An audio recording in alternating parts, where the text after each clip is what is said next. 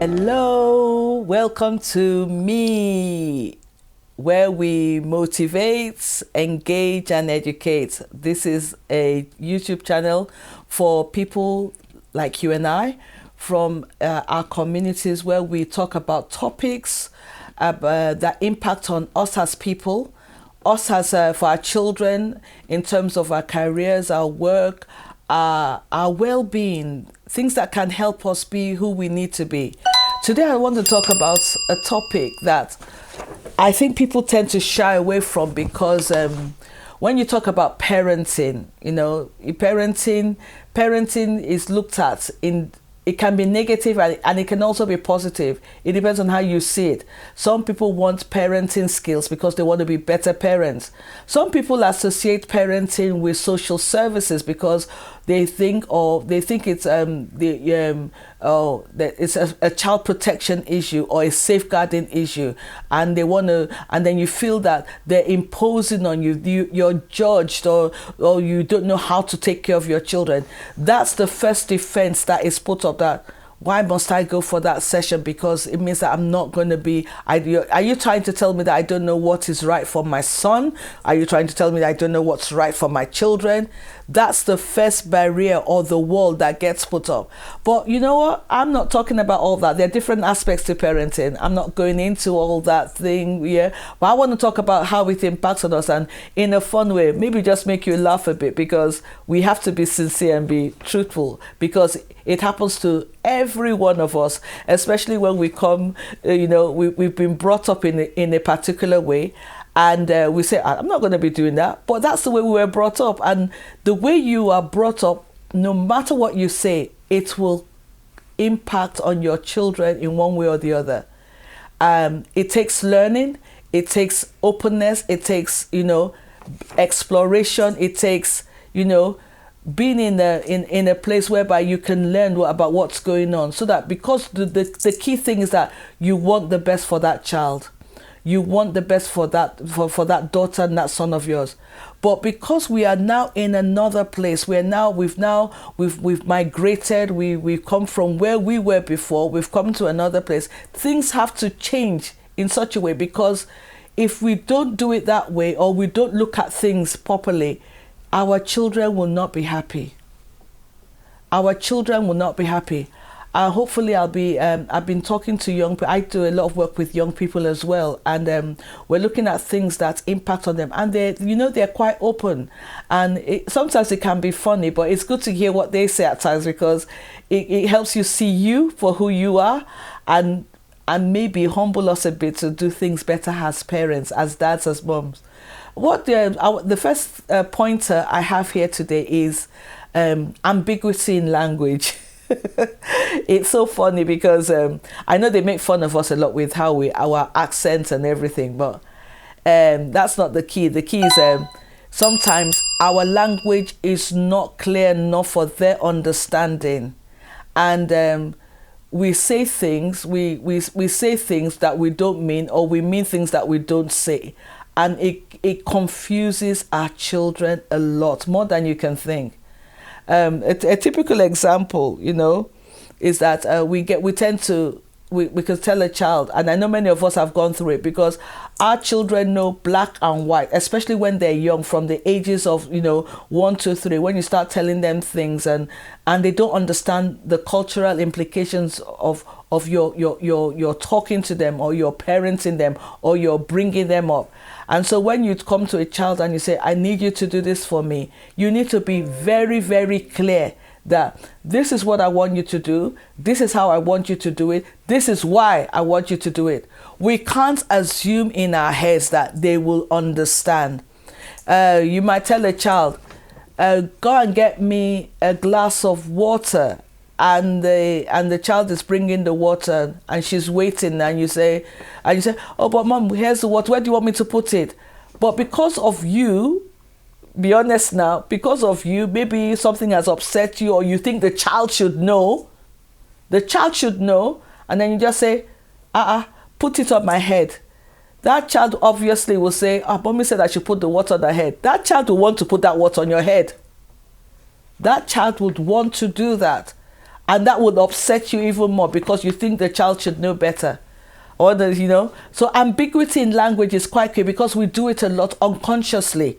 So in our parenting, we need to be clear in what we say, how we say it, and let them know, because they're not sure. But you didn't say that to me. That's not what you meant. This is how a child, especially when they start going to school, there are other influences in their lives. They have teachers, they have friends, and when they do see one thing elsewhere and they come back home, and you're not saying, you know what you're doing, you need to let them understand what you're doing and why you're doing it.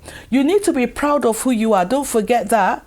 I'm from this part of the world. This is who I am. This is what we believe in. But then you now it's about taking the good from where you came from and marrying that and putting that together with what you learn here, because they're good and bad in every place that we come from. So where do we remember now? It's the child who's at the center of this. It's not about you. It's not about me. It's the child who is at the center of this. So please, let's try to, let's try to be very clear. Let's be less cynical. Many times there are issues going on in our lives, and because of our upbringing, the way we were brought up, the way people talk to us, it comes out in the way we talk to our children, and sometimes we get cynical, we get scared. The way the language is, it's like, it's not abusive, but it's like, it's not nice at all. It's not this. Our children, they deserve that respect. A scripture in the Bible still comes to mind for and it can cross, like I said before, some of the things I would say, it cuts across anywhere, any culture. It said, fathers, do not provoke your children, so that they will not, what you do to them, it will not cause them to even rebel or to do things that, because so many times, most of the things we do, they impact on our children's behavior. The children are not happy, but because of the way we're bringing them up, they're not going to tell you that they're not happy, but it will be displayed in their behavior. Many times our children, we tell them they can't talk back to us, but then they can't talk back, but they will show it in different ways. So it's about us being clear, sitting down. Why are we saying this? What's the reason behind this discipline? Why am I taking away your dinner money? Why, and let's have that conversation. It's about conversation. They want a conversation. They don't just want to be talked at. So many times we talk at them. Hey, you, go there. Hey, you, have you done your homework?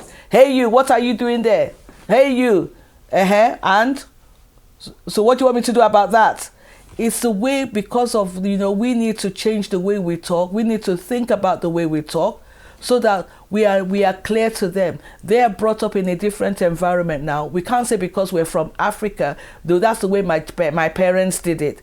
No, because your parents did it that way doesn't mean that you have to do it that way, especially in a place where a child is seeing, a child is hearing different things.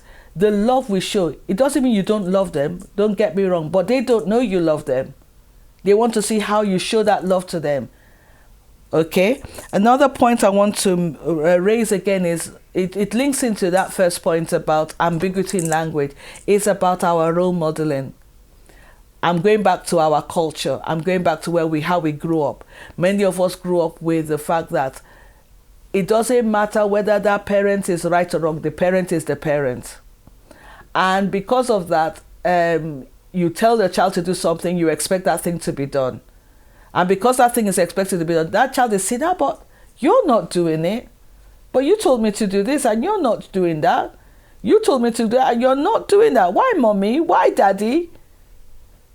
Role modeling is quite important. We cannot say, if you don't do it, why are you not doing it? What's the difference between you and that child? Those explanations need to be made. If there's some things that a child will see, because like I said, more than what you say, it's what you do that a child will look at. Children are looking for role models all the time. A teacher, that's why you see that when a child starts going to school, whatever the teacher says at that point in time, in those early years, is always right, and you can be wrong. So a child is always looking for a role model. A child is looking for a role model on social media. A child is looking for a role model on TV. It might be through music. But I believe that the best role model that a child could ever have is the parent. And the first 7 years of a child's life is that time whereby you can develop that angle whereby that child, because that's the molding stage. That's when that child is in your hands. That child is malleable. You can mold him. You can make him. You can make her. You can groom her. The first 7 years. After that, once the child becomes 8, 9, 10, men, that child is becoming her person, his person. And it's going to be very hard. So what I want to encourage us is to keep on being and doing what we want our children to become. Good role models. And finally, I just want to talk about our work ethics. Many of us, we're here in the land right now. We're here in the United Kingdom. We know we've got to work. We need to make it. We want to give our children the best. But there's got to be a balance. Most of the things we're seeing today on our streets in terms of gang culture, of children being groomed, is because the parents are not there. Sometimes not through any fault of their own. Because like I said, I've said it in previous sessions, a parent needs to work. You just have to do everything to keep food on the table, clothes on the back, a roof over the child's head. So you have to work. But I want to encourage you, even if it's 1 hour, when you come back a weekend, try and have some time with that child. Know where that child is going. Spend some time. You don't have to go on expensive holidays to have a good time with your children. You might just decide to go to a park. But give that time your attention. I have there's a friend of mine, she used to say that her child used to complain so much that, "Mommy, you're always going to work, you're always going to work." The mom said, "But I'm trying to get money so I can buy Christmas gifts for you." And then the child said, "I don't want the gifts, I want you. Because even the Christmas gifts are good because you want to conform, but deep down, that child really wants you around. I can use my own self as an example with my children. It's not even as they're not as young as they used to be, but even now it's like they just want to know that you're there. They might not even talk to you, but you're in the house, you're just there with them. They're just like, you're around, but you're just out all the time, out there doing one thing or the other. It might even be in church, it might be in the mosque, you're just out there, you're not even there. That child, it will impact on that child, and that child will start seeking love somewhere else. So I just want to encourage you this morning to try to be a good parent. It's a task. It's something that might be challenging. I'm still in it. So are you. So let's be good parents as best as we can. Thank you. And drop me a line once again. If you have anything to say or a question to ask, I'm here. See you next time on Me. Thank you.